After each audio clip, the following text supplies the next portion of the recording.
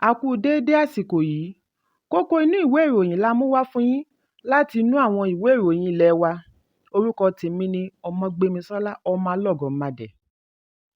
Gómìnà ìpínlẹ̀ Èkó Babájídé Sanwó-Olú ti pàṣẹ kí wọ́n fi ọwọ́ ṣìkún òfin mú àwọn ọlọ́kadà, lára wọn ni òṣìṣẹ́ ológun tí wọ́n rìn lójúnà tí kò lẹ́tọ̀ọ́ láàrin Èkó sí Badagry. Amúgbálẹ́gbẹ̀ẹ́ gómìnà Wálé Ajétúmọ̀bí ni ó ṣe àfihàn yìí nínú fídíò tí wọ́n gbé sórí ẹ̀rọ abánidọ́rẹ̀ẹ́ X lónìí pẹ̀lú àkọlé "Lówùúrọ̀ yìí, àwọn arúfin ọlọ́kadà tí wọ́n gba ojúnà one-way Èkó sí Badagry já èrò wọn àti ọ̀kadà wọn sílẹ̀ bí wọ́n ṣe fojú gan ni Gómìnà Babájídé Sanwó-Olú pẹ̀lú ọkọ̀ akọ́wòọ́rìn rẹ̀. Ọ̀kan lára àwọn arúfin tí ó jẹ́ òṣìṣẹ́ ológun ni wọ́n fi ọwọ́ ṣìkún òfin mú pẹ̀lú alùpùpù rẹ̀.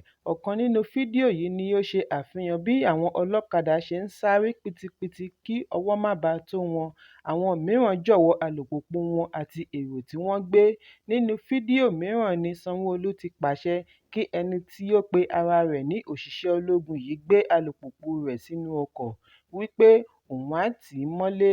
Gẹ́gẹ́ bí Sanwó-Olú ti sọ̀rọ̀, ó ní "Ò ń pe ara rẹ ní ológun, ìdí nìyí tí mo ṣe máa tì ẹ́ mọ́lé kí bàbá rẹ wá gbà ẹ́ kalẹ̀." Nígbà tí Sanwó-Olú ń bá àwọn èrò sọ̀rọ̀, ó ní àwọn ni wọ́n ń dá wàhálà sílẹ̀ pẹ̀lú bí wọ́n ṣe ń gun alùpùpù ojú títì, bóyá kí òun tiẹ̀ fi méjì nínú wọn fi ṣe àpẹẹrẹ. Tì wọ́n mọ́nu gádagádà.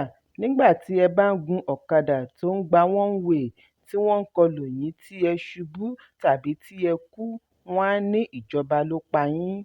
Síwájú àkókò yìí ni amúgbálẹ́gbẹ̀ẹ́ gómìnà lórí ìròyìn Jubril Gawat ṣe ìkéde wípé gómìnà ṣe ìbẹ̀wò sí Lagos State University Ọ̀jọ́ Campus fún ìṣíde gbọ̀ngàn ìgbàlejò Fẹ́mi Gbàjàbíàmílà Conference Center tí ó wà nínú ọgbà ilé-ìwé.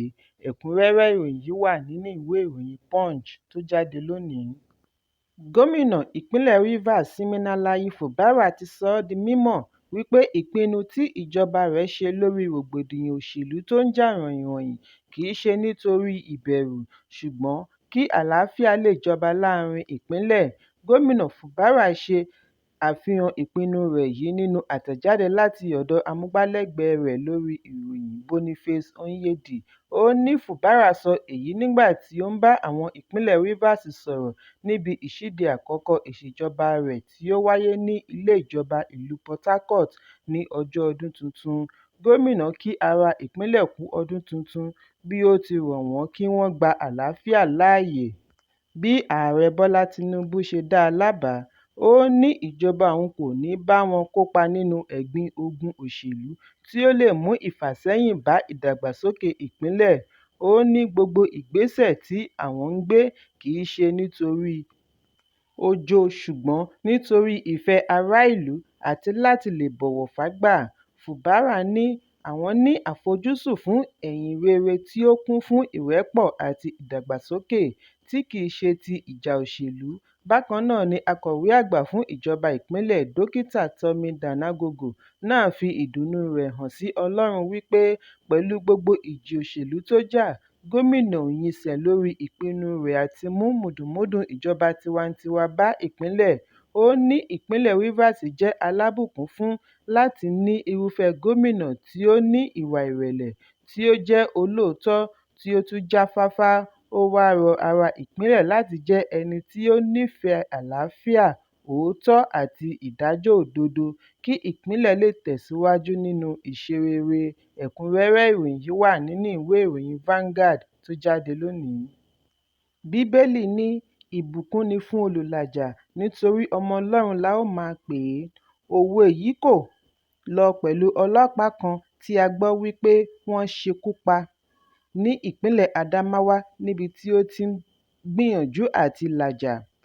Ìròyìn jábọ̀ wípé ọlọ́pàá mobile police tí ó ń ṣiṣẹ́ ní ìpínlẹ̀ Èkó, Rìpẹ́tọ̀ Richard Felix ní àwọn jàǹdùkú tí ẹnikẹ́ni kò tíì lè ṣe ìdánimọ̀ wọn yìnbọn pa ní kété tí aago 12 kọjá ìṣẹ́jú díẹ̀ ní òru mọ́júmọ́ ọjọ́ Ajé nítòsí ilé rẹ̀ ní Jambutu, ìjọba ìbílẹ̀ Àríwá Yola. Agbẹnusọ ọlọ́pàá ìpínlẹ̀ Yola Sulaiman Nguroye fìdí ìṣẹ̀lẹ̀ yìí múlẹ̀. Ó ní lóòótọ́ ni ní kété tí àwọn gba ìròyìn ni àwọn gbé e dìgbàdìgbà re ilé-ìwòsàn. Nguroye fìdí ẹ̀ múlẹ̀ wípé wọ́n fi ọwọ́ ṣìkún òfin mú afurasí kan. Kọmíṣánná ọlọ́pàá ti pàṣẹ kí wọ́n taari ẹ̀sùn ọ̀hún lọ ẹ̀ka ìṣèwádìí ìwà ọ̀daràn kí wọ́n lè mọ ibi tí ìkọlù yìí ti wá àti gbogbo àwọn tí ó wà nídìí ẹ̀. Kí ni ó ṣe okùnfà? Ó ní àwọn gbọ́ wípé àwọn jàǹdùkú ṣe ìkọlù sí ọlọ́pàá tí kò wọ aṣọ ọlọ́pàá, ṣùgbọ́n wọn kò mọ ohun tí ó ṣẹlẹ̀ láàrin wọn. Ìròyìn tí ó tó wọn lọ́wọ́ ni wípé wọ́n yìnbọn fún Richard Felix ní ìta ilé ọtí kan nítòsí ilé rẹ̀ níbi tí ó ti ń gbìyànjú àti làjà. Wọ́n ní ọ̀kan nínú àwọn ọ̀dọ́ tí ó ń jà ni ó yìnbọn fún un. Ọ̀kan lára mọ̀lẹ́bí olóògbé Yọ sọ fún akọ̀ròyìn wípé Felix rí i wípé àwọn ọ̀dọ́ yìí ń jà ni ó ṣe gba ilé ọtí yìí lọ láti lọ pẹ̀tù sí wọn nínú. Wọ́n ní bí ó ti fẹ́ kúrò níbẹ̀ ni ọ̀kan lára wọn gba ìbọn fìjìláńtè tí ó wà níbẹ̀, ó sì yìn fún un látẹ̀yìn. Lójú ẹsẹ̀ ni gbogbo wọn túká, fi òun nìkan sílẹ̀ tí ẹ̀jẹ̀ fi tán lára rẹ̀. Gẹ́gẹ́ bí ọlọ́pàá ṣe fìdí ẹ̀ múlẹ̀, Felix ti kú kí wọ́n tó gbé e dé ilé ìwòsàn. Felix ni a gbọ́ wípé ó gbèrò láti ṣe ayẹyẹ ọdún tuntun pẹ̀lú ẹbí rẹ̀. Ó ní kí ìyàwó máa nìṣó ní ilé ìjọsìn, òun á wá bá a fún ìsìn àṣálẹ́ mọ́júmọ́ ọdún tuntun. Kò pẹ́ kò jìnnà ni ìròyìn kàn dé ọ̀dọ̀ ìyàwó wípé ọkọ rẹ̀ ti dolóògbé. Ẹ̀kúnrẹ́rẹ́ ìròyìn yìí wà nínú ìwé ìròyìn Daily Post tó jáde lónìí. Àjọ tó ń bójútó ìrìnàjò Hajj National Hajj Commission of Nigeria (NACON) ti sún ìforúkọsílẹ̀ fún ìrìnàjò Hajj ọdún yìí síwájú látàrí àìrí èrò púpọ̀ kópa nínú ọjọ́ tí wọ́n kọ́kọ́ fi sí tẹ́lẹ̀. Ìdí nìyí tí wọ́n fi sún ọjọ́ tuntun fún ìforúkọsílẹ̀ sí ọjọ́ 29 oṣù Kínní ọdún 2024 kí ọ̀pọ̀lọpọ̀ lè ráàyè kópa nínú ìrìnàjò lọ Ilẹ̀ Mímọ́. Agbẹnusọ fún àjọ NACON, Fatima Sanda Usara sọ wípé ìgbésẹ̀ láti sún ọjọ́ síwájú ṣe pàtàkì látàrí ìbéèrè ní gbogbo ẹ̀ka. Bákan náà ni NACON ní ìdánilójú wípé kí ó tó gbèdéke ọjọ́ tuntun mìíràn tí wọ́n fi sí, gbogbo àwọn tí wọ́n fẹ́ ṣe ìforúkọsílẹ̀ àti àwọn tí wọ́n nílò láti san owó wọn tán yóò ti ṣe èyí. Àjọ Hajj rán àwọn olùkópa létí wípé ìjọba Saudi Arabia tó ń ṣàmójútó Hajj àti Umrah ti fi gbèdéke sí ọjọ́ 25 oṣù Kejì fún bíbuọwọ́ lu gbogbo ìwé àdéhùn. Àjọ Hajj wá fi ìmoore wọn hàn sí gbogbo àwọn adarí ẹ̀sìn, àjọ ìjọba àti gómìnà fún ìfọnrere wọn fún àjọ Hajj. Ẹ̀kúnrẹ́rẹ́ ìròyìn yìí wà nínú ìwé ìròyìn The Guardian tó jáde lónìí. Ìjọba àpapọ̀ ti kéde wípé àwọn ti gbégi dí àmì oyè ìwé kíkà láti orílẹ̀-èdè ilẹ̀ olómìnira Benin àti Togo. Ìgbésẹ̀ yìí wáyé lẹ́yìn àbájáde ìwádìí láti ilé ìwé ìròyìn orí ẹ̀rọ ayélujára tí ó ṣe àfihàn Ifásitì Cotonou kan tí ó ṣe àgbékalẹ̀ ìwé-ẹ̀rí fún akẹ́kọ̀ọ́ akọ̀ròyìn láàárín oṣù 6.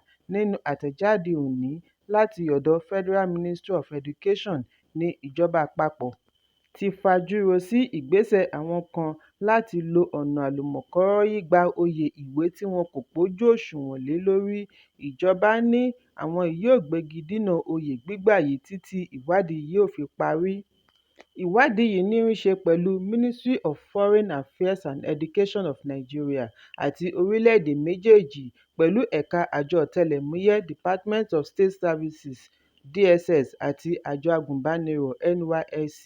Fún ìdí èyí ni iléeṣẹ́ ìjọba ṣe ké sí ará ìlú kí wọ́n fi ọwọ́ sowọ́pọ̀ pẹ̀lú ìjọba láti pèsè ìròyìn tí yóò ṣe ìrànlọ́wọ́ fún ìwádìí wọn kí irúfẹ́ ìṣẹ̀lẹ̀ bẹ́ẹ̀ má bàa wáyé mọ́. Ẹ̀kúnrẹ́rẹ́ ìròyìn yìí wà nínú ìwé ìròyìn Leadership tó jáde lónìí. Kókó inú ìwé ìròyìn tòní kò ní jù báyìí lọ. Ẹ pàdé mi lọ́la fún àkọ́tun ìròyìn. Kí a tó lọ, ẹ má ṣaláì fi àríwísí yín ránṣẹ́, ìyẹn comment, kí ẹ sì bá wa subscribe sí ojúnà wa lórí YouTube kí Kókó inú ìwé ìròyìn lè máa tẹ̀ yín lọ́wọ́ ní kíákíá.